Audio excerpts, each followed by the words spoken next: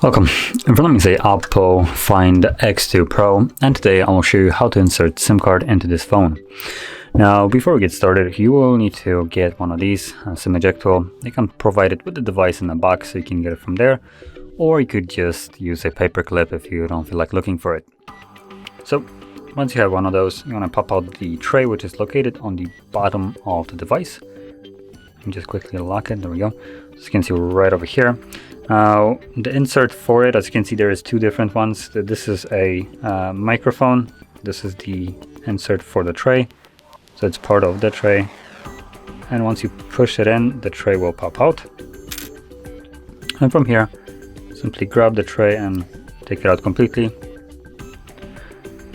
And as you can see, on the tray you have only a space for a single SIM card, so place it like so with the chip towards the outside, and then insert it back into the device.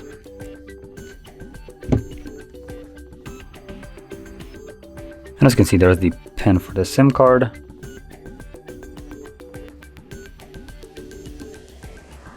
And there we go. So that is how you would insert the SIM card into this device. And if you found this video helpful, don't forget to hit like, subscribe, and thanks for watching.